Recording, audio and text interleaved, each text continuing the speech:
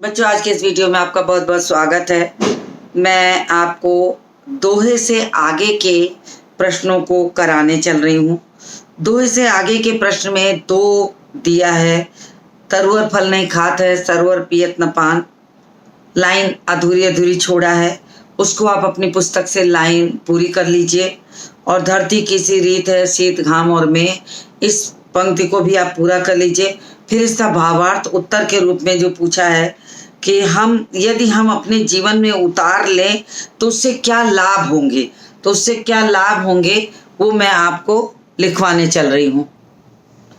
तो प्रश्न का जो दूसरा हिस्सा है कि यदि हम अपने जीवन में इसे उतार लें तो उसके लाभ क्या होंगे, वो मैं आपको लिखवाने चल रही हूँ। तो आप तैयार हो जाइए, इन दोनों पंक्तियों को पूरा करके अपनी कॉपी पर लिख लीजिए और उसके बाद उसके लाभ मैं लिखवाने चल रही हूँ। तो प्रश्न का जो दूसरा हिस्सा है उस पर अंडरलाइन कर लीजिए।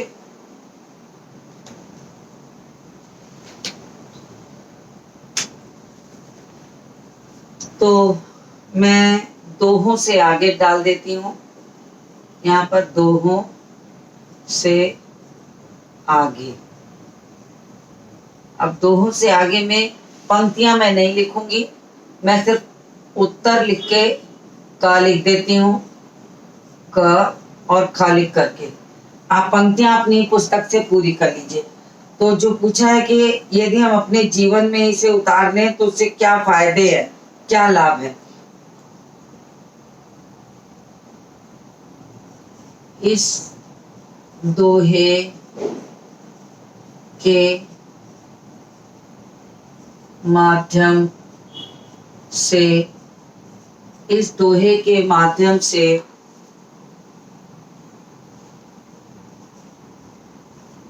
रहीमदास जी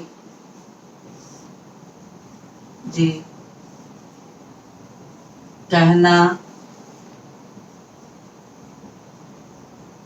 चाहते हैं कि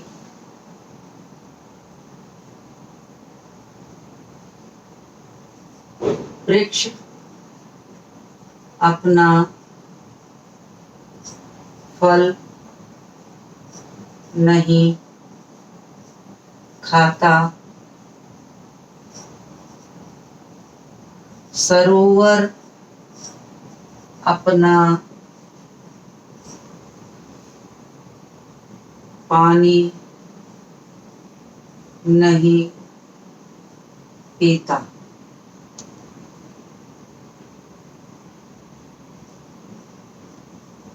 सरोवर अपना पानी नहीं पीता। उसी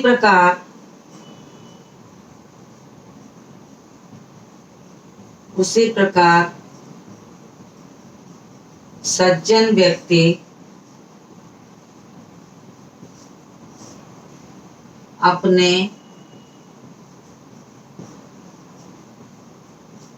धन का संचय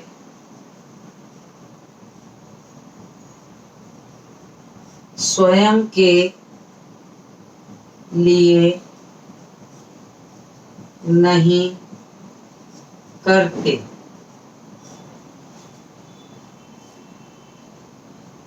अपने धन का संचय स्वयं के लिए नहीं करते,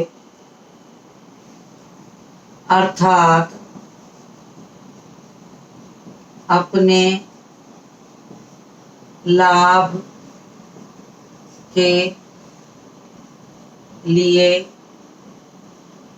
नहीं करते। वे उस धन का उपयोग दुखियों,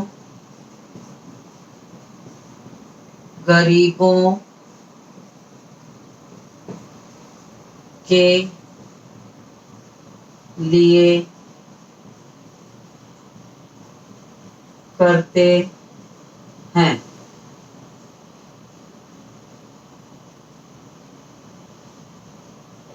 यदि इस सच्चाई और परोपकार की भावना को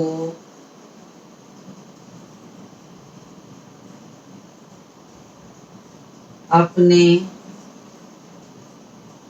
जीवन में उतार लें।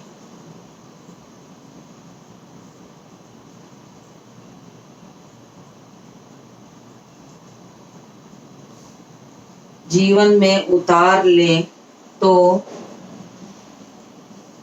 समाज का कल्याण तो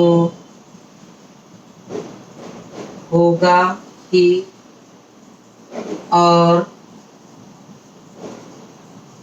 स्वयं की भी उन्नति और नाम होगा।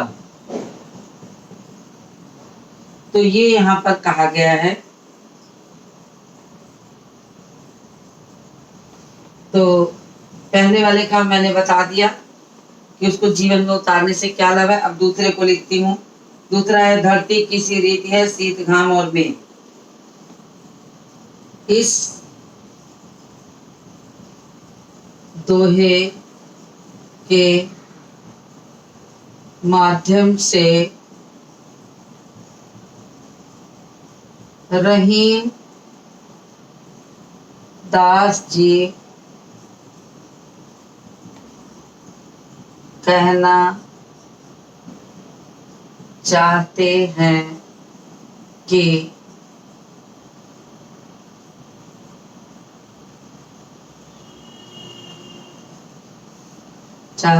कि मनुष्य को प्रत्येक परिस्थितियों में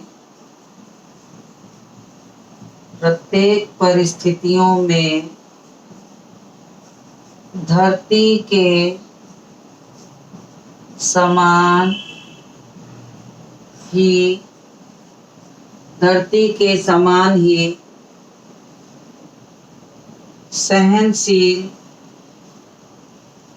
सहनशील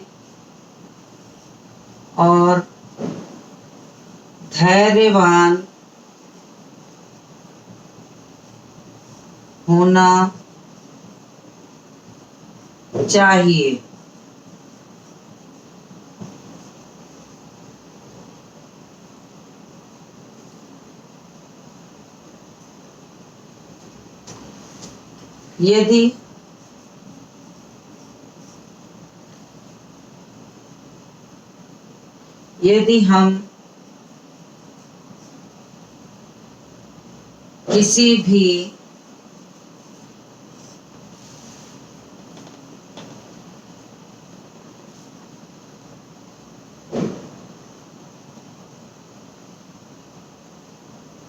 यदि हम किसी भी परिस्थिति में स्वयं को मजबूत बना लेंगे तो मुझे लगता है कि अब आपको नहीं दिखाई देगा, तो मैं ऊपर लिखती हूँ। इतना मैंने लिख दिया, इसका स्क्रीनशॉट ले लीजिए।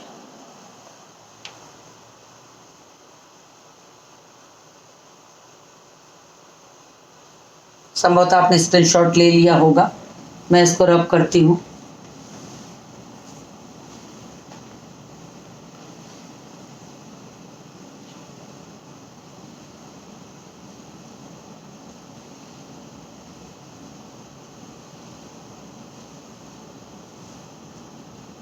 परिस्थिति में स्वयं को मजबूत बना लेंगे तो हर संकट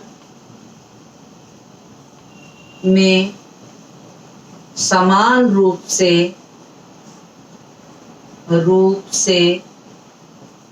कार्य कर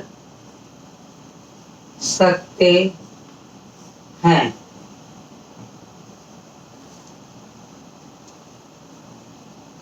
समान रूप से कार्य कर सकते हैं। जीवन में आने वाले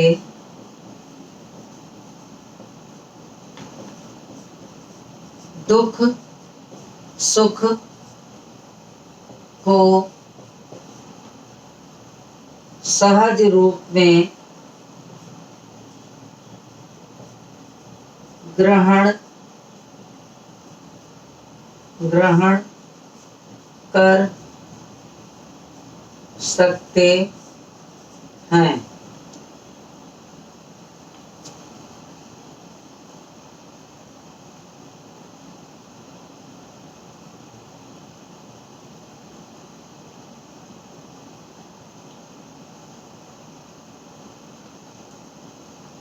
कठिन मार्ग होने पर भी हमें विचलित नहीं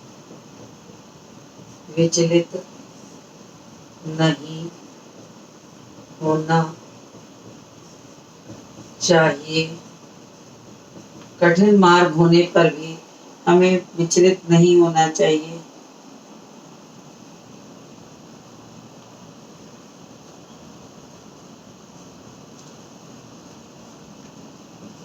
प्रत्येक स्थिति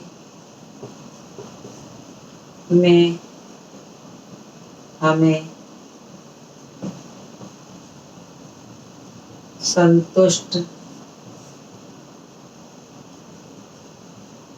रहना चाहिए। तो मैंने दोनों का जो दोहा है उसके पीछे का जो प्रश्न है कि यदि हम इसे अपने जीवन में उतार लें तो क्या लाभ होंगे, तो वो लाभ मैंने लिख दिया। तो आप इसका स्क्रीनशॉट ले लीजिए। स्क्रीनशॉट ले लीजिए तो फिर मैं आगे की चीज को पढ़ाऊंगी। भाषा की बात के प्रश्नों को पहले समझा देती हूँ, फिर पढ़ाऊंगी। तो भाषा की बात का प्रश्न है कि निम्नलिखित शब्दों के प्रचलित हिंदी खड़ी रूप लिखिए। जैसे परे पड़े, रे का ड़े हो जा रहा है। विपत्ति बादर मछली शीत, तो खड़ी बोली रूप इसको कहते हैं। इसको कहते हैं कि दिए गए शब्दों के खड़ी बोली रूप लिखें। तो मैं इसको रफ करके लिखने चल रही हूँ।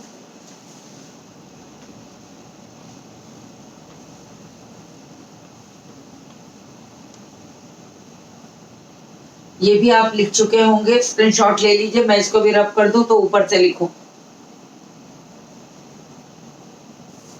और जितना कार्य मैं आपको बोर्ड पर कराती हूँ सारा आपकी कॉपियों में होना चाहिए। मैंने अधिकतर बच्चों की कॉपियों में ये सारी चीजें नहीं मिली है मुझे, प्रश्नोत्तर भी पूरे नहीं मिले हैं। तो आप अपना काम पूरे वीडियो को देखकर सही तरीके से करिए। जितना कराया जा रहा सब कुछ करिए। तो मैं इसको रब करती हूँ। आपको यदि आप वीडियो को देखकर काम पूरा नहीं कर रहे हैं तो आपको बाद में दिक्कत होगी। क्लास वर्क होमवर्क अधूरा रहने पर इंटरनल मार्क्स में दिक्कत होती है कि बच्चे ने काम पूरा नहीं किया है। तो मैं बार बार आपको समझा रही हूँ कि आप अपना काम अवश्य पूरा करें। काम इसीलिए आपको कराया जा रहा, बोर्ड पर कराया जा रहा कि आप उसको पूरा करें। भाषा की बात, हर पाठ से मैं भाषा की बात के प्रश्न कराती हूँ, लेकिन अधिकतर बच्चे उसे नहीं करते हैं क्लास वर्क की कॉपी में, और उससे परीक्षाओं में बहुत प्रश्न पूछे जाते हैं। तो फिर आपको परेशानी होगी। प्रश्न एक, निम्नलिखित शब्दों के खड़ी बोली रूप लिखें। ये हो गया कि मैंने प्रश्न भी बना दिया इसका कि आपको कैसे पूछा जाएगा वो जानते रहें। तो है विपत्ति।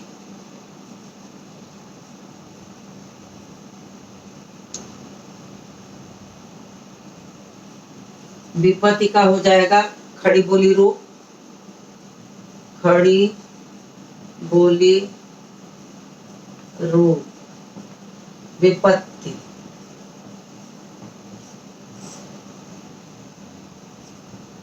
फिर है बादल।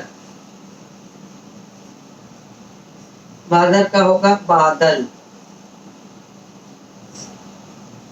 फिर तीसरा है मछली। मछली का होगा मछली। फिर चौथा है शीत। शीत होगा। तो ये खड़ी बोली रूप हो गया। अब अगला प्रश्न मैं समझा दूं आपको। फिर देखिए अगला प्रश्न जो है वो है, नीचे दिए गए उदाहरण को पढ़िए। बनत बहुत बहुरीत। और दूसरा उदाहरण दिया है जाल परे जल जात बही। तो पहले उदाहरण में ब वर्ण की आवृत्ति बार बार है। बनत बहुत बहुरीत, तीनों ब से शुरू है। तो ब वर्ण की आवृत्ति बार बार है। नीचे वाले में जाल परे जल जात बही, ज वर्ण की आवृत्ति लाइन में ज्यादा है। तो इन्होंने कहा है कि उपर्युक्त उदाहरणों की पहली पंक्ति में ब का प्रयोग कई बार किया गया है और दूसरी में ज का प्रयोग। इस प्रकार एक ध्वनि के आने से भाषा की सुंदरता बढ़ जाती है। वाक्य रचना की दृष्टि से अन्य उदाहरण खोज कर लिखे। वाक्य रचना की दृष्टि से ये इसे हम कहते हैं अनुप्रास अलंकार। जैसे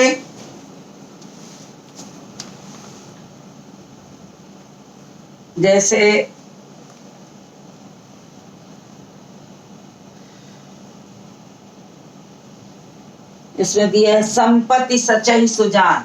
जैसे संपत्ति सचहि सुजान। सुजान। अब देखिए यहाँ स है तो ये क्या हो जाएगा, अनुप्रास अलंकार। कविता के सौंदर्य। अलंकार का मतलब होता है, अलंकार का सही शब्द का मतलब होता है आभूषण। जैसे हाथ में कंगन, उंगली में अंगूठी, कान में बाली, गले में हार, ये सब आभूषण को अलंकार कहते हैं। लेकिन कविता में अलंकार होता है तो कविता में जो अलंकार होता है वो कविता का सौंदर्य होता है। जैसे किसी आभूषण अगर पहन लीजिए तो जो महिला होगी वो सुंदर लगने लगेगी, सुंदरता का प्रतीक बन जाएगा। उसी तरह कविता में जब अलंकार आ जाते हैं तो कविता की भाषा सुंदर हो जाती है। तो यहाँ पर जो अलंकार लिखा गया है वो कविता की भाषा की सुंदरता है। आपने बहुत सारी गानों में, फिल्मी गानों में भी सुना होगा, खड़क सिंह के खड़कने से खड़कती हैं खिड़कियां। अब देखिए ख वर्ण जो कि बहुत कम गाने में प्रयोग होता है, लेकिन ख वर्ण की आवृत्ति होने से वो बोलने में जो तुकांतता आ रही है, जो लय गति आ रही है। चारु चंद की चंचल किरणें खेल रही जल थल में, स्वच्छ चांदनी बिछी हुई है अवनी और अंबर तल में। तो इस तरह से बहुत सारे शब्द हैं तो कि जो एक ही वर्ण की आवृत्ति बार बार होती है तो उससे क्या होता है, कविता में अनुप्रास अलंकार इस अलंकार का नाम है अनुप्रास। बहुत सारे अलंकार होते हैं, उपमा, रूपक, उत्प्रेक्षा, यमक, श्लेष, बहुत अलंकार होते हैं। अभी आप आगे की कक्षा में जब आएंगे 10 में तो आपको वो पढ़ाया जाएगा, तब आप सुनिएगा। अभी आप ये जानिए कि अनुप्रास कविता की सुंदरता का एक अलंकार है। तो ये अलंकार क्या होता है? जहां एक ही वर्ण की आवृत्ति बार बार हो उसे हम अनुप्रास अलंकार कहते हैं। मैं लिख देती हूं ताकि आपको ये समझ में आए कि क्या है। जहां एक ही वर्ण की आवृत्ति बार बार हो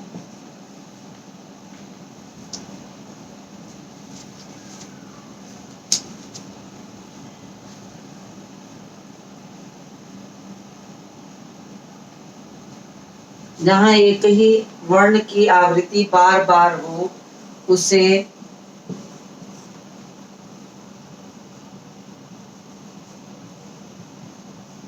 अनुप्रास अलंकार कहते हैं। जैसे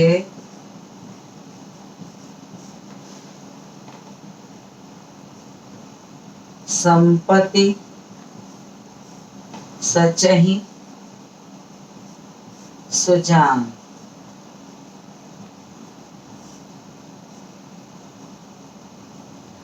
जैसे चारुचंद की चंचल किरणें,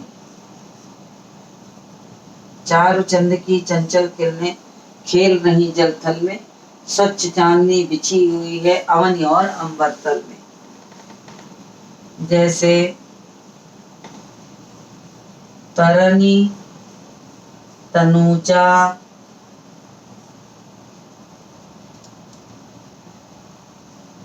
तट तमाल तरुवर बहुछाए। अब यहाँ देखिए त त त त त च च च, तरन तनुजा तट तमाल तरुवर बहुछाए।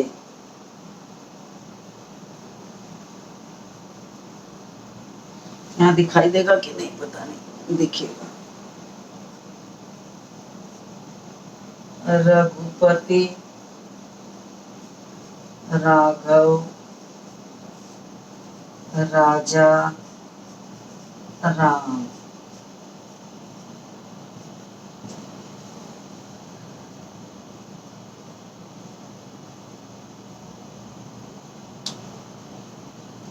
और बाकी जो बनत बहुत बहुरीत, ये सब तो आपकी पुस्तक में ही है, ये एक दो बाहर के हो गए।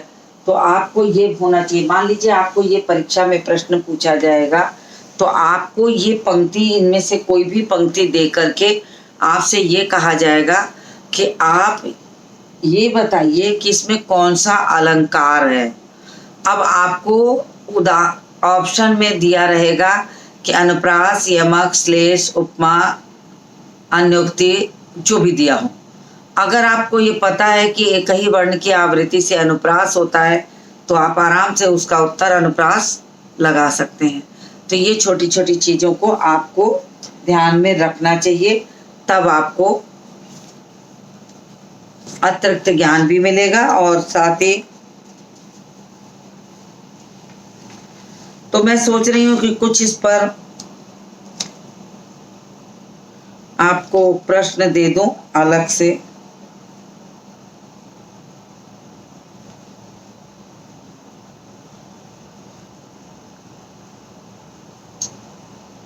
एक तो ये प्रश्न पूछा जा सकता है कि रहीम के दोहों से हमें क्या सीख मिलती है। तो रहीम के प्रत्येक दोहे में कोई ना कोई सीख है। मैं प्रत्येक दोहे की सीख आपको लिखवा चुकी हूँ पढ़ाते समय ऑनलाइन क्लास में, कि प्रत्येक दोहे में एक विशेष अर्थ है, उस एक विशेष अर्थ को ही आप इसमें जोड़ के लिख सकते हैं।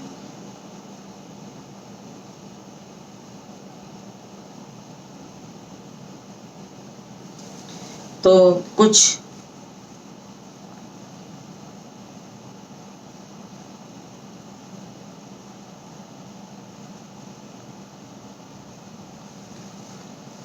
छोटे छोटे प्रश्न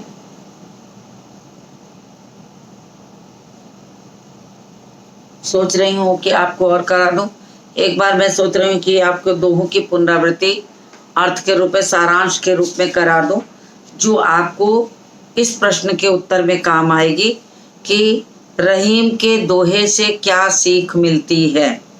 जब ये प्रश्न कभी आ जाए तो आप ये समझ लीजिएगा कि आपको सारे दोहों का भावार्थ मिलाकर उत्तर लिख देना है। सारे दोहों का भावार्थ मिलाकर आपको इसका उत्तर लिख देना है। तो बस इतना आप जान जाएंगे तो आप लिख सकते हैं। तो आप इसमें लिखिएगा कि रहीम के समस्त दोहों में कोई न कोई सीख अवश्य दी जाती है। जीवन की वास्तविकताओं को दर्शाने का इन्होंने प्रयास किया है। कविता के माध्यम से प्रेम, त्याग, प्रत्येक परिस्थिति में सहज भाव से जीने की प्रेरणा दी है। कवि कहते हैं कि जब धन मनुष्य के पास रहता है तो तमाम हमारे मित्र हो जाते हैं, परंतु उन मित्रों की हमें कोई आवश्यकता नहीं है। जो मित्र हमारे संकट के समय हमारे काम आए, असली मित्र वही कहलाने योग्य है। तो जीवन के कुछ नीति परक चीज़ों को इन्होंने बताया है। तो कुछ नीति की बातों को इन्होंने बताया। तो जो इसी तरह आप सारांश क्या सीख मिलती है, समस्त दोहों का अर्थ मिला के लिख दीजिए। फिर जीवन में सच्चे मित्र का क्या महत्व है। पैसा रुपए रहने पर हमारे सगे संबंधी मित्र हमारे बढ़ जाते हैं, लेकिन असली में वे मित्र कहलाने योग्य नहीं हैं। जो मुसीबत के समय में, जो मुसीबत की कसौटी पर खरा उतरे, सच्चा मित्र वही कहलाने योग्य है। तो और फिर रहीमदास जी ने एकनिष्ठ प्रेम को भी महत्व देते हुए कहा है कि जिस तरह मनुष्य स्वार्थी अगर होता है तो वो किसी की भी कीमत नहीं समझता। जैसे पानी है, वो मछली के प्रेम को तनिक भी नहीं समझता, और वो क्या करता है, जब मछली जाले में फंस जाती है और वो जान जाता है कि मछली अब जाल में फंस चुकी है, तो वो उसका साथ छोड़ के निकल जाता है। और मछली उससे तब भी प्रेम करती है और अपने उस प्रेम के कारण तड़प तड़प कर वो जान दे देती है। लेकिन पानी तो मछली का जो प्रेम है वो निस्वार्थ प्रेम है, लेकिन पानी का जो प्रेम है वो स्वार्थी भाव को प्रकट करता है। तो जीवन में स्वार्थी व्यक्ति किसी को प्रेम नहीं कर सकते। ये चीज इन्होंने यहाँ पर दिखाई है।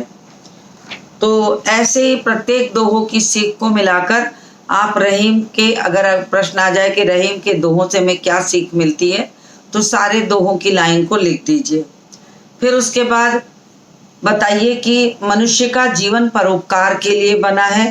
तभी तो रहीमदास जी का ये मानना है कि वृक्ष अपने फल नहीं खाते, सरोवर अपना पानी नहीं पीता, और धनी लोग, सज्जन लोग अपनी संपत्ति का प्रयोग खुद के लिए नहीं करते बल्कि दूसरों के लिए भी करते हैं। तो ये चीज भी कहा है। तो सज्जनता की महानता का वर्णन भी किया है, परोपकार की बात की है। फिर कहा है, जो इन्होंने थोथे बादर वाले पैराग्राफ में इन्होंने बताया है कि वास्तव में जो आज के समय के साथ जो व्यक्ति उपयोगी नहीं है, उसकी उपयोगिता की बात की है कि पिछली बातों को याद करने से कोई फायदा नहीं, सिर्फ कष्ट होता है। अगर मनुष्य आज के जीवन में अपने आज के समय को याद करे तो वो फायदेमंद है। धनी व्यक्ति निर्धन भय करे पाछली बात, धनी व्यक्ति यदि निर्धन हो जाते हैं और अपनी पिछली बातों को याद करते हैं तो न तो वो दिल लौट आता है, न उसको याद करने से किसी प्रकार की सुख की अनुभूति होती है, बल्कि कष्ट और बढ़ जाता है। तो ये चीजें यहाँ पर कही गई हैं। और फिर धरती के समान धैर्य और सहनशीलता की बात भी रहीम दास जी ने बताई है। तो मैंने आपको एक अतिरिक्त प्रश्न भी बताया है कि रहीम के दोहों से हमें क्या सीख मिलती है। ये सारे दोहों के भावार्थ से उत्तर बन जाएगा। आप चाहे इसको होमवर्क में लिखिए कि रहीम के दोहों से हमें क्या सीख मिलती है। तो ये आपका होमवर्क है। इसी के साथ इस वीडियो को मैं समाप्त करती हूँ और मिलती हूँ आपसे अगले वीडियो में।